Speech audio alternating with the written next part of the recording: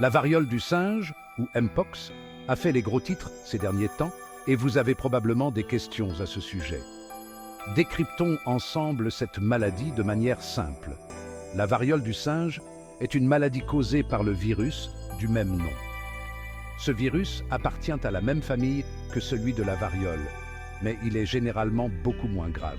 Ne vous laissez pas tromper par son nom. Bien qu'il ait été initialement découvert chez des singes, il est important de savoir que le virus se transmet principalement des animaux aux humains. Cela peut se produire par le biais de morsures, d'égratignures ou de contacts avec des animaux infectés, comme les rongeurs. La transmission interhumaine est possible, mais moins fréquente. Elle se produit généralement par contact étroit avec les éruptions cutanées, les croûtes ou les fluides corporels d'une personne infectée. Le virus peut également se propager par les gouttelettes respiratoires lors d'un contact direct prolongé. N'oubliez pas que la variole du singe est une maladie que nous pouvons comprendre et gérer. En nous informant à son sujet, nous pouvons prendre des mesures pour nous protéger et protéger les autres. Connaître les signes et symptômes de la variole du singe est essentiel pour un diagnostic précoce et pour empêcher la propagation du virus. Ce qui est délicat avec la variole du singe, c'est qu'elle peut souvent être confondue avec d'autres maladies courantes, surtout au début. En effet, les premiers symptômes ressemblent souvent à ceux de la grippe. Vous pouvez ressentir de la fièvre, des maux de tête, des douleurs musculaires, des douleurs dorsales, un gonflement des ganglions lymphatiques, des frissons et de la fatigue. Au bout de quelques jours, une éruption cutanée apparaît généralement. Cette éruption peut ressembler à des boutons ou à des cloques et peut être accompagnée de démangeaisons ou de douleurs. L'éruption commence souvent sur le visage, puis s'étend à d'autres parties du corps, comme la paume des mains et la plante des pieds. Il est important de noter que tout le monde ne présente pas tous ces symptômes. Parfois, l'éruption cutanée peut être le premier ou le seul symptôme. Si vous remarquez une éruption cutanée inhabituelle ou si vous présentez des symptômes pseudo-grippaux, en particulier si vous avez été en contact avec une personne atteinte de la variole du singe, il est essentiel de consulter un professionnel de santé. Comprendre comment la variole du singe se propage est essentiel pour nous protéger et protéger nos communautés.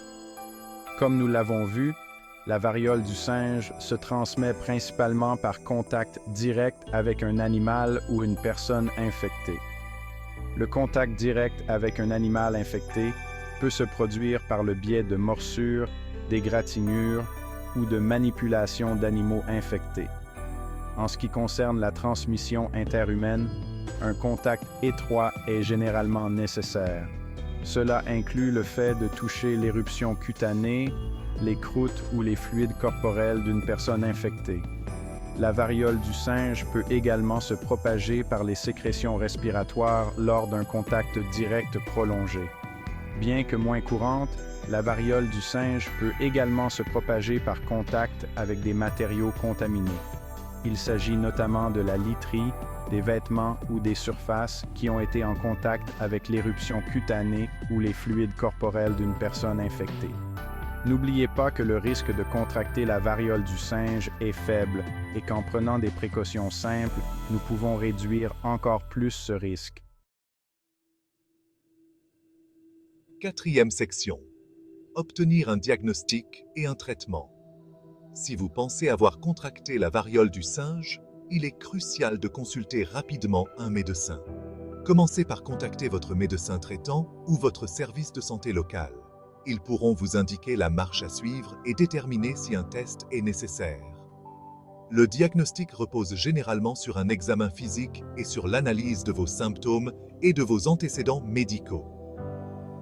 Votre médecin pourra également prélever un échantillon de l'éruption cutanée ou de la croûte afin de le faire analyser en laboratoire pour détecter la présence du virus de la variole du singe. Le traitement de la variole du singe est principalement symptomatique et vise à soulager les symptômes et à prévenir les complications.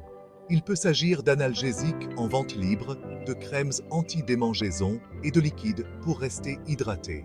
Dans certains cas, des médicaments antiviraux peuvent être prescrits en particulier aux personnes présentant un risque élevé de développer une forme grave de la maladie. N'oubliez pas qu'un diagnostic et un traitement précoce sont essentiels pour un rétablissement plus rapide et pour aider à prévenir la propagation de la variole du singe. 5e section. Se protéger et protéger les autres. Mieux vaut prévenir que guérir, et en ce qui concerne la variole du singe, il existe plusieurs mesures que nous pouvons prendre pour nous protéger et protéger les autres. Tout d'abord, il est essentiel d'adopter une bonne hygiène.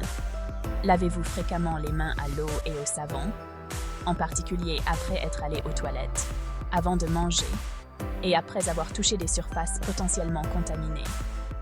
Évitez tout contact étroit avec les personnes atteintes de la variole du singe ou présentant des symptômes. Si vous devez vous occuper d'une personne atteinte de la variole du singe, portez un équipement de protection individuelle approprié, comme des gants et un masque. Évitez de partager des objets personnels tels que la literie, les serviettes et les vêtements avec une personne atteinte de la variole du singe. Nettoyez et désinfectez régulièrement les surfaces fréquemment touchées. Si vous avez des animaux de compagnie, assurez-vous qu'ils sont à jour dans leur vaccin et évitez tout contact avec des animaux sauvages. N'oubliez pas qu'en prenant ces précautions simples, nous pouvons réduire considérablement le risque de transmission de la variole du singe. 6e section. L'importance de la vaccination.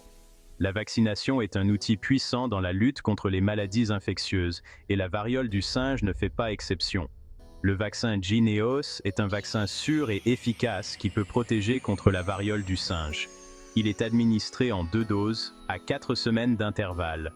Bien que le vaccin ne soit pas recommandé à tout le monde, il est particulièrement important pour les personnes les plus exposées au risque de variole du singe. Il s'agit notamment des professionnels de santé, du personnel de laboratoire et des personnes ayant été en contact étroit avec une personne chez qui la variole du singe a été diagnostiquée. La vaccination protège non seulement les individus, mais contribue également à réduire la propagation globale du virus au sein de la communauté. Si vous êtes admissible au vaccin contre la variole du singe, parlez-en à votre médecin traitant. En restant informé, en adoptant une bonne hygiène et en se faisant vacciner si l'on est admissible, nous pouvons tous contribuer à nous protéger et à protéger les autres contre la variole du singe. N'oubliez pas que la connaissance est un pouvoir et qu'ensemble, nous pouvons surmonter ce défi sanitaire. Merci de votre attention et n'oubliez pas d'aimer la vidéo et de vous abonner à la chaîne pour plus de vidéos informatives.